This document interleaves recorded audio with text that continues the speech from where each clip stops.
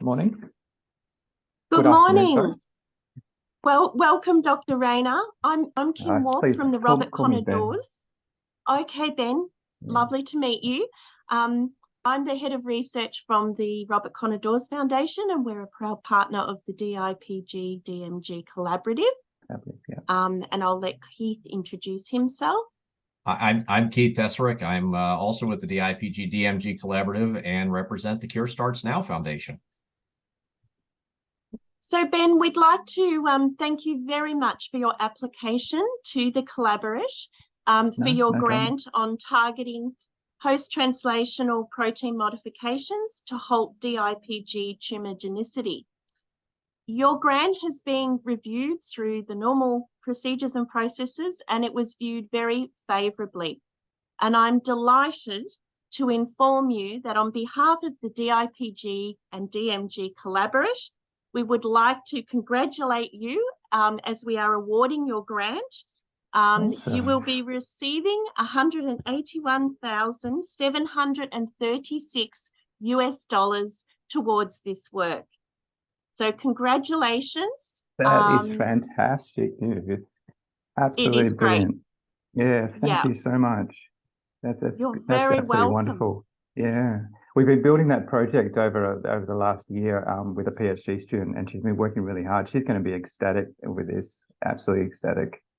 Yeah. That's what we like to hear. Yeah. It's certainly wonderful work, very novel, and fantastic. It's very competitive, so you've made it through. So congratulations. That's absolutely brilliant news. Thank you so much, guys. Absolutely. That's all right. Yeah. So obviously I'm speaking on behalf of the Collaborative. I mentioned we're a partner, the Robert Commodores Foundation, and just from Robert Commodores, I'd like to also personally, on behalf of our organisation, again congratulate you. It's very exciting to see this kind of work. I'm from a research background myself, had a lab for many years, but have moved on now. But it always thrills me to see exciting new projects like this. And we wish you all the very best with your work. Oh, that's fantastic. Thank you very much. Like, it's just, this is like, I don't want to use the word game changer because that comes from the collaborative as well. But this will change a lot. Definitely. Well, and obviously we concur. I mean, the collaborative is a international organization. We all come together. It's 27 independent foundations, and then within that you have lots of chapters in there. So you're talking, I mean, my goodness, I think you have 70, 80 organizations that came together in favor of your grant. That's part of what takes a while because we got a lot of people to get together. But with your grant, you are the first of our season to receive this award with it. And some of the things that I saw in your grant review were the words, this novel target, kind of change and very much this game changer, like what you focused on. Would you mind commenting a little bit on what do you think is the impact of this, obviously within DIPG, but within the greater pediatric brain tumor strategy?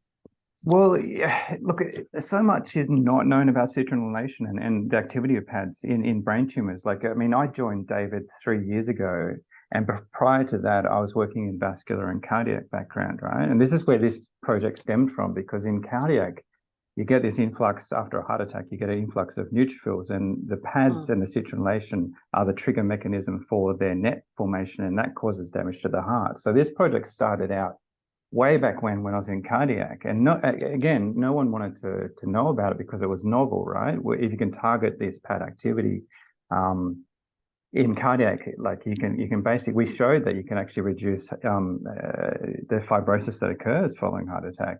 But again, we couldn't get funding. And then I joined David's group, and I happened to have a bucket load of this drug, and then sort of started dabbling in it, thinking with no evidence whatsoever that citrinylation happens in DIPG. But it turns out that the citrinylation of the next door arginine to the K27 occurs, and we've shown that we can actually block that and actually increase the methylation of the K27 mutants, right? And so To me, that is a fundamental thing. That's exactly what I said in the grant, the Achilles heel of DIPG research, and trying to turn that back on again and bypass that whole system is what's going to be effective. But we've also shown that there's citronellation that happens in other tumor types, you know, like so I mean this could become broader than just DIPG, which is really exciting for us. I mean, for instance, the PAD2 is actually known to be active in medulloblastoma. So, you know, there's another avenue that we can explore down the track, you know. So it's, broadly speaking, it can be applied to multiple pediatric tumors. Well, and I think that's what, you know, obviously a lot of our medical advisory team, you know, saw in the grant. We do believe in that home run application within DIPG. And I think that your grant very much speaks to that. So.